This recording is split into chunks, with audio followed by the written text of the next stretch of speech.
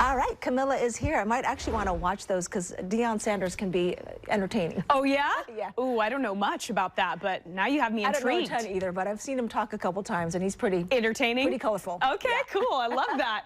Well, it's mostly cloudy out there, I'd say, across the entire region, at least through the Cascades and west of the Cascades. This is the view up at Mount Hood from our Adventure Park at Ski-Bowl camera. Temperature around the base there in the upper 60s. A little bit of blue sky was peeking out there on the right-hand side.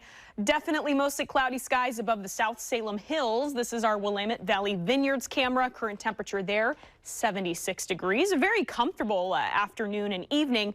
Much cooler, though, compared to yesterday. Here's your 24-hour temperature change. So pretty significant, especially for us in Portland. 11 degrees cooler right now compared to this time yesterday. But cooler temperatures across pretty much the entire state.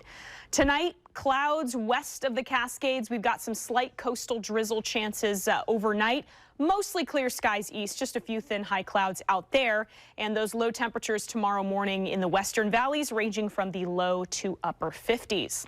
Okay, let's walk through the next few days here. So we're going to be keeping those clouds overnight tonight. Tomorrow's going to be a gray start to the day.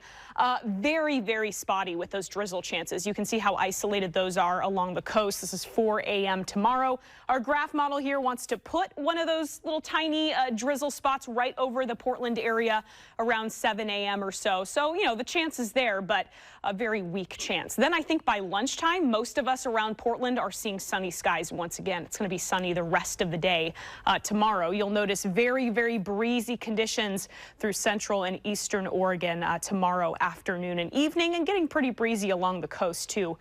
Breezy north wind. Okay, we get into Tuesday morning then. We've got kind of clouds overnight, Monday into Tuesday, but by commute time, sunny skies here in that I-5 corridor as well as along the coast. And I think just a few passing clouds on Tuesday. Should be a beautiful day. Still cool. We've got that strong onshore flow, so we're bringing in that cooler air from the ocean.